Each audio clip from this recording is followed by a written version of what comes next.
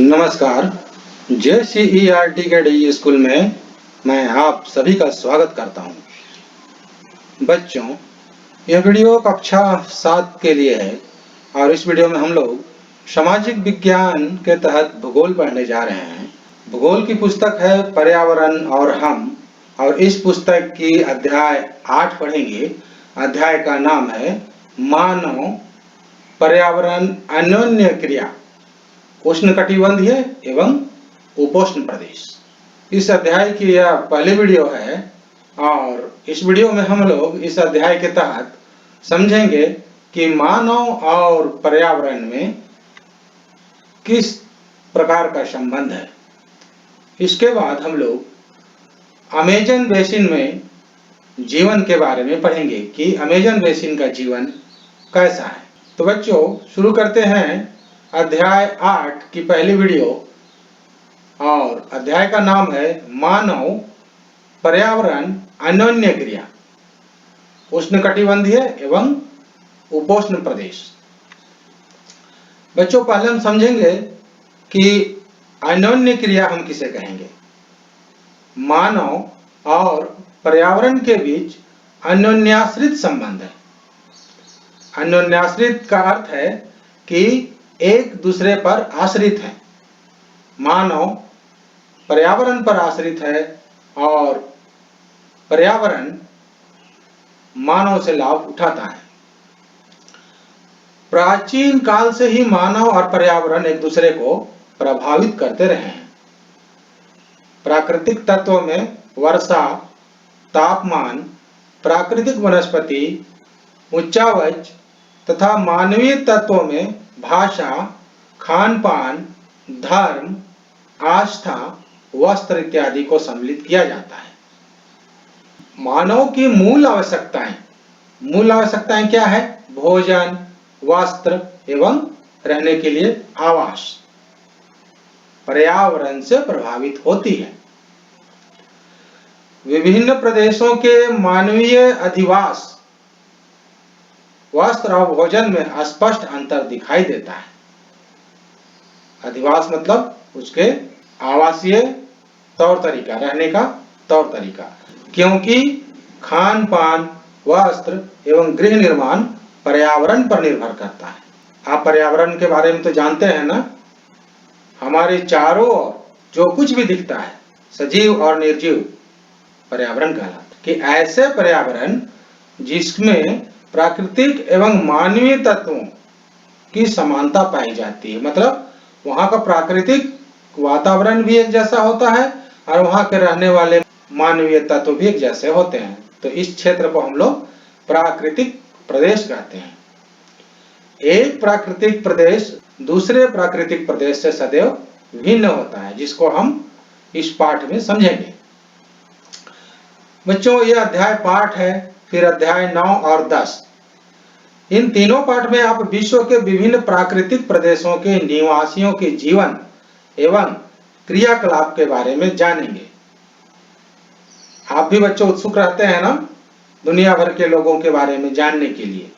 तो यह अध्याय 8, 9 एवं 10 आपको विभिन्न प्राकृतिक प्रदेशों के निवासियों के जीवन एवं उनके क्रियाकलापों के बारे में बतलाएगा।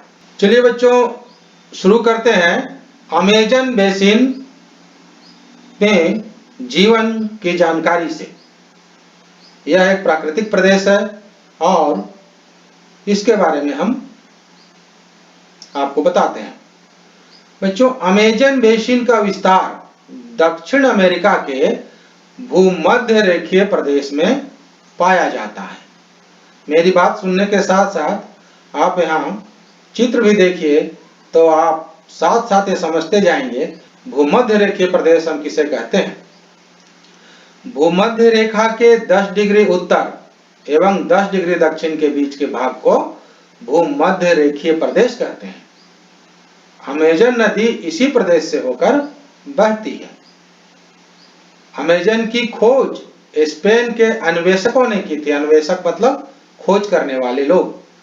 जब वे इस क्षेत्र में पहुंचे तो स्थानीय निवासियों का वस्त्र प्राचीन रोमन साम्राज्य के अमेजोन्स नामक महिला आक्रमणकारियों से मिलता था, वैसा ही दिखता था। इन्हीं के नाम पर इसका नाम अमेजन पड़ा। अमेजन नदी पश्चिम में एंडीज पर्वत से निकलकर पूर्व में अटलांटिक महासागर में गिरती है।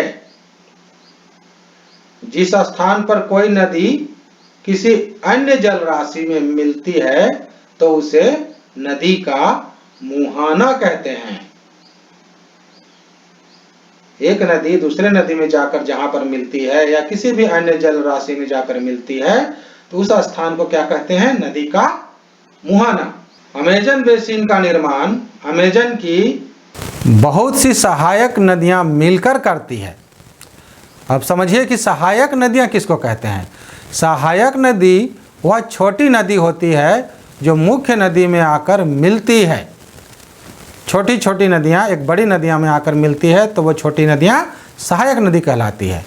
अमेजन की सहायक मेडिरा, ध्यान से सुनिए, अमेजन की सहायक नदी है मेडिरा और यह विश्व की सबसे लंबी सहायक नदी है।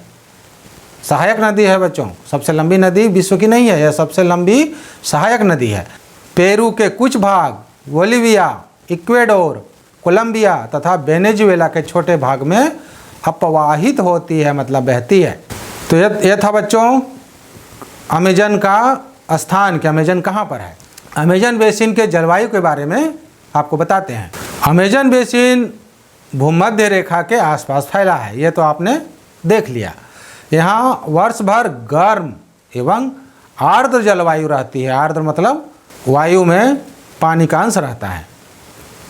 आर्द्रता के कारण शरीर में चिपचिपाहट महसूस होती है। हमारे यहाँ गर्मियों में कभी कभी ऐसा आपको महसूस होता होगा कि गर्मी लग रहा है और शरीर चिपचिप हो रहा है, तो ठीक वैसा ही शरीर में चिपचिपाहट वहाँ महसूस होता है। यहाँ प्रतिदिन दोपहर के बाद संवहनिक वर्षा होती है। संवहनिक वर्षा मतलब हवा बहुत गर्म होकर ऊपर उठती है और अपने साथ जलवाष्प को लेकर जाती है, फिर वहाँ से वर्षा करती है। तो ये वर्षा वहाँ प्रतिदिन दोपहर के बाद होती है। दिन का तापमान बहुत ज़्यादा होता है, उच्च होता है, एवं रात का थोड़ा कम हो जाता है। हमारे यहाँ भी दिन में गर्मी ज़्यादा होता है, रात में थोड़ा कम हो जाता है, लेकिन आर्द्रता वैसी ही बनी रहती है और चिपचिपाहट वैसा ही बना रहता है। वर्ष भर एक समान मौसम रहने के कारण यही मौसम वहाँ सालों भर रहता है। हमारे यहाँ की तरह मौसम बदलता नहीं है। जलवायु परिवर्तन की स्थिति नहीं पाई जाती है, वहाँ जलवायु परिवर्तन नहीं होता है। कुछ विद्वान यहाँ की रात को ही शीत ऋतु कहते हैं। बच्चों हम लोग पढ़ रहे हैं अमेजन बेसिन के बारे में। तो बेसिन हम किसे कहेंगे? एक नदी, बड़ी नदी जितने भी क्षेत्र में जितने भी भूभाग की जल को लेकर वो बहती है, वो पूरा क्षेत्र बेसिन कहलाता है। तो अभी हम लोग अमेजन बेसिन के बारे में पढ़ रहे हैं। अमेजन विश्व की दूसरी सबसे लंबी नदी है। इसकी लंबाई 6400 किलोमीटर है। बच्चों क्या आपको पता है कि विश्व की सबसे लंबी नदी कौन सी है एवं उसकी लंबाई कितनी है? चलिए मैं आपको बता देता हूँ कि विश्व की सबसे लंबी नदी अफ्रीका के उत्तर पूर्व में बहने वाली नील नदी है और इसकी लंबाई 6650 किलोमीटर है। तो नील नदी विश्व की सबसे लंबी नदी है और अमेजन विश्व की दूसरी सबसे लंबी नदी है। अब हम लोग अमेजन बेसिन के जलवायु के बारे में समझ लिए हैं, तो उसके बाद वहाँ के वनस्पति एवं वन्य जीवन के बारे में बताते हैं आपको। आपने सुना बच्चों कि वहाँ उच्च तापमान होता है और उच्च तापमान के कारण भारी वर्षा और अधिक आर्द्रता होती है। तो जहाँ उच्च तापमान होता है, भारी वर्षा होता है और आर्द्रता भी अधिक होती है, तो वहाँ घने वन उगते हैं। तो यहाँ भी घने सदाबहार वन पाए जाते हैं। अमेजन बेसिन में ऐसे घने वनों को, ऐसे जंगलों को सेल्वा के नाम से जाना जाता है। इस नाम को याद रखिएगा कि अमेजन बेसिन में घने वनों को सेल्वा कहा जाता है। यहाँ के वनों में पेड़ों की ऊंचाई 50 मीटर से भी अधिक होती है। इनकी पत्तियां काफ़ी चौड़ी होती है। पेड़ों के घने आवरण के कारण, चौड़ी पत्ती और घने जंगल के कारण सूर्य की किरणें जमीन पर नहीं पहुंच पाती है। इतना घना जंगल होता है वहाँ। पौधे सूर्य प्रकाश पाने की होड़ में, पौधों को सूर्य प्रकाश चाहिए और वो भी एक दूसरे से ऊपर बढ़ते जाते हैं प्रकाश लेने के लिए, काफ़ी ऊंचे होते जाते हैं। लताएं भी सीधे ऊपर उठने की प्रवृत्ति रखती है, उनको भी धूप चाहिए तो वो भी धूप पाने के लिए ऊपर उठने की उनको भी प्रवृत्ति है। यहाँ पाए जाने वाले मुख्य वृक्ष कौन कौन हैं ये सुन लीजिए।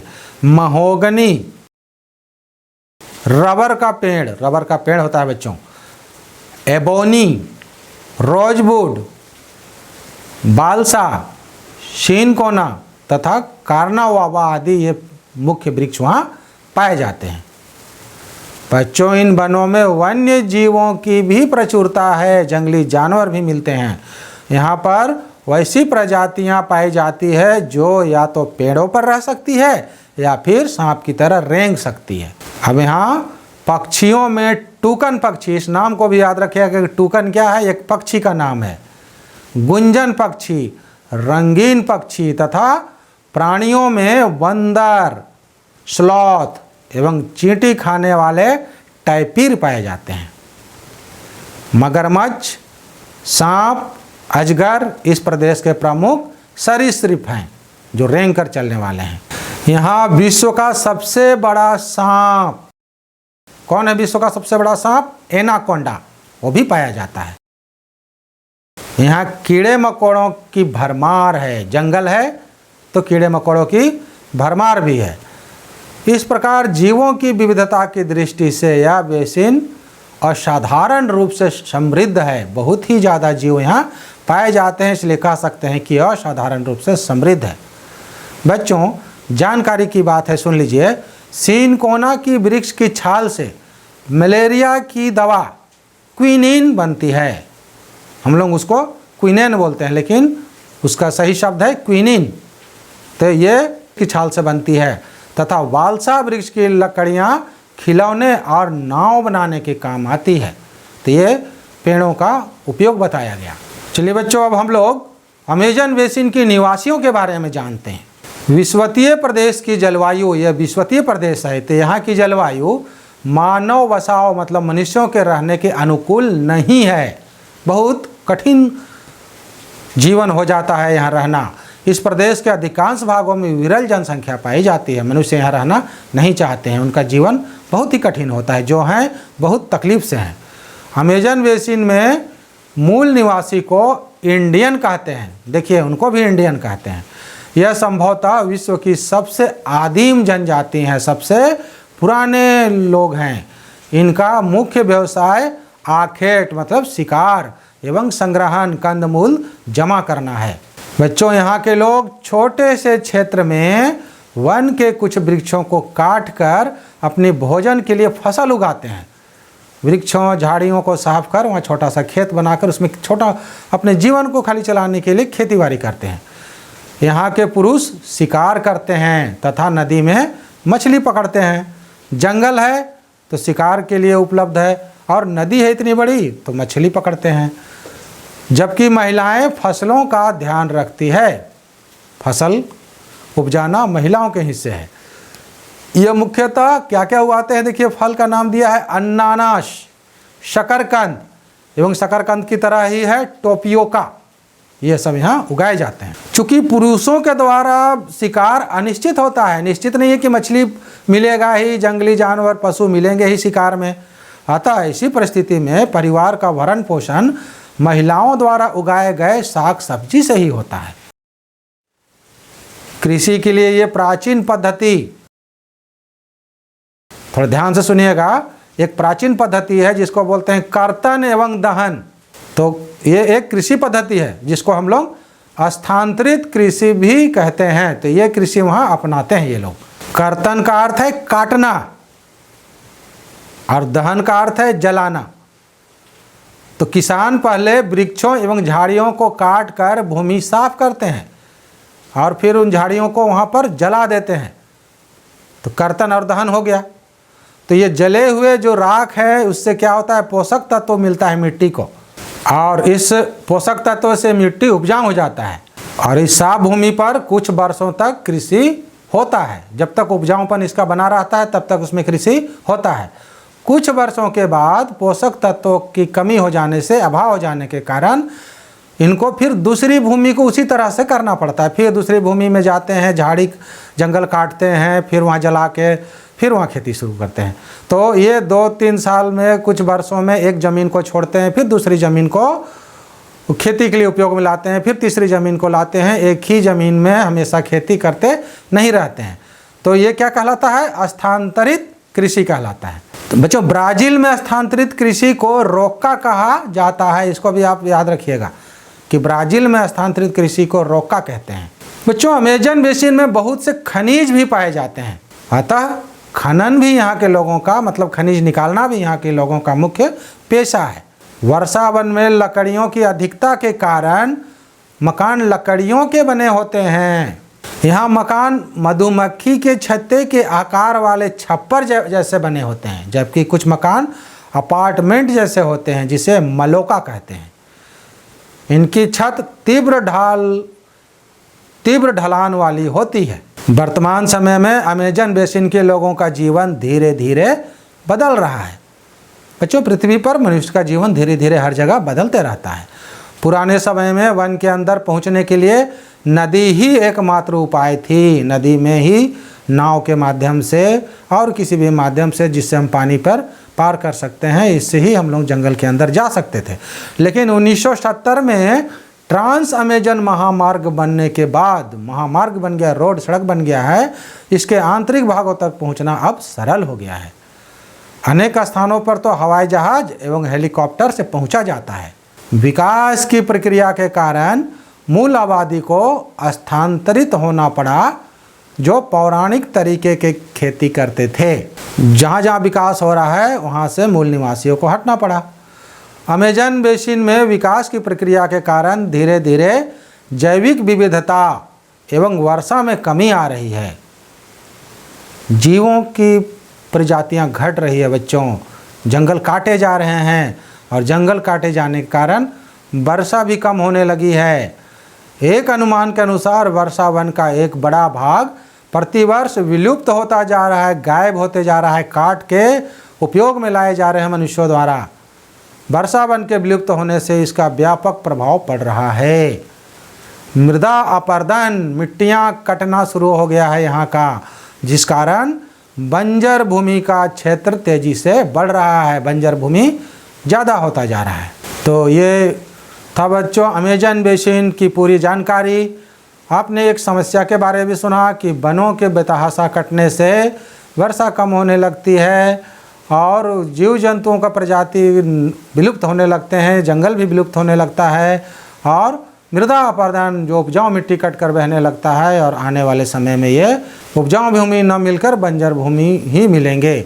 इसलिए बच्चों इन समस्याओं के बारे में भी सोचना है, देश, समाज और दुनिया के लिए भी हमें सोचना है। तो बच्चों ध्यान से इस पाठ को पढ़िएगा, लिखने का अभ्यास जारी रखिएगा, प्रतिदिन लिखना है और खेलिएगा और खुश रहिएगा। धन्यवाद बच्चों।